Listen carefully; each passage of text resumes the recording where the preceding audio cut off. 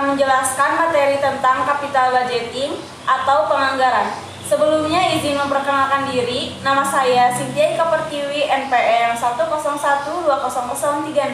Nama saya Sinio Kertia, NPM 101200664. Nama saya Fitria Anjarsari, NPM 101200042. Nama saya Tarisa Rahmawati dengan NPM 101200015. Video ini dibuat untuk memenuhi tugas evaluasi tengah semester mata kuliah Manajemen Keuangan. Penjelasan yang pertama yaitu capital budgeting yang akan dijelaskan oleh saya sendiri. Capital budgeting adalah sebuah proses evaluasi bisnis guna menilai layak tidaknya sebuah proyek atau rencana besar perusahaan yang dilaksanakan. Sementara itu, pengertian capital budgeting dalam manajemen keuangan adalah proses menganalisa input dan output sebuah proyek dari segi finansial guna memastikan proyek tersebut mencapai profit yang diharapkan. Penjelasan selanjutnya akan dijelaskan oleh Fitria Anjarsari. Manfaat capital budgeting bagi perusahaan yaitu 1. Menunjukkan faktor risiko proyek atau investasi. 2.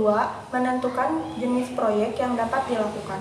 3. Membantu perusahaan membuat rencana jangka panjang. 4. Menunjukkan sisi keuntungan proyek kepada investor. Dan 5. Menghindarkan proyek dari oknum. Macam-macam metode capital budgeting.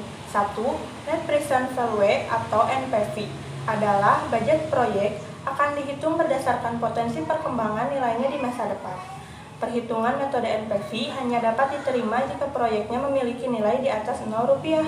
Contohnya, PT Sinar Jaya berniat memberikan pendanaan sebesar Rp2 miliar di salah satu proyek perusahaannya, yaitu proyek A atau proyek B. Proyek A menghasilkan cash flow sebesar Rp100 juta per tahun selama 20 tahun dengan diskon rate 10%.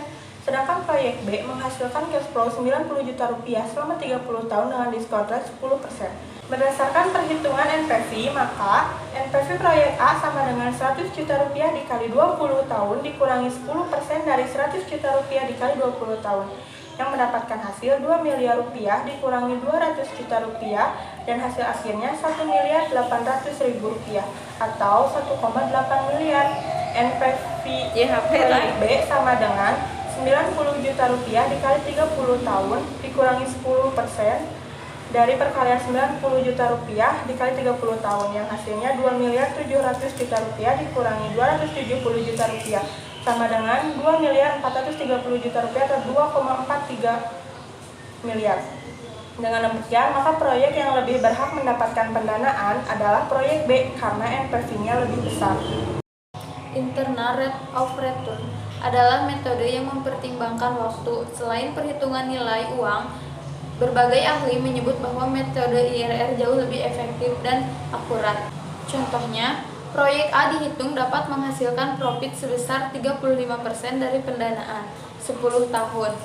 Sedangkan proyek B menghasilkan profit 25% dari pendanaan 5 tahun. Baik proyek A dan B mendapat pendanaan sebesar 100 juta.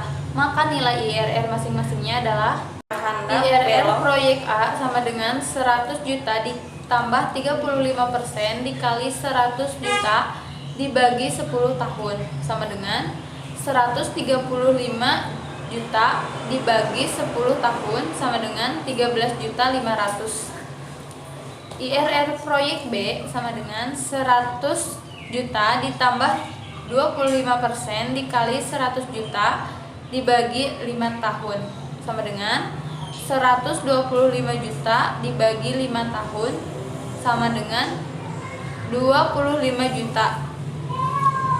Persentase profit proyek A memang lebih tinggi dari proyek B, tapi dari segi IRR proyek B lebih besar sehingga proyek B lebih pantas mendapatkan pendanaan berikutnya dari perusahaan.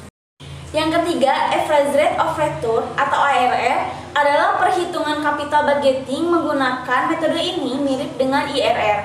Akan tetapi yang dihitung adalah rata-rata pendapatan per tahunnya. Contohnya, dalam 5 tahun terakhir proyek A dan B mendapatkan pendanaan 100 juta, mendapatkan pendapatan sebagai berikut. Berdasarkan total pendapatan, Proyek A memiliki perhitungan jumlah lebih besar dibanding proyek B, akan tetapi dari segi rata-rata, proyek B memiliki average rate of return lebih tinggi daripada proyek A, sehingga jika mengikuti metode ARR, proyek yang mendapat pendanaan adalah proyek B.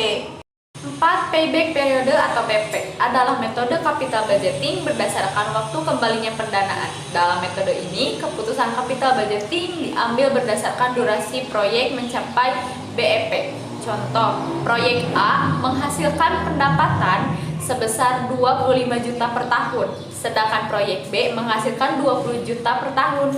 Pendanaan yang tersedia untuk salah satu dari dua proyek tersebut adalah 200 juta. Dengan demikian, waktu payback periodenya tiap proyek adalah PP proyek A sama dengan 200 juta dibagi 25 juta adalah 8 tahun, dan proyek B 200 juta dibagi 20 juta adalah 10 tahun.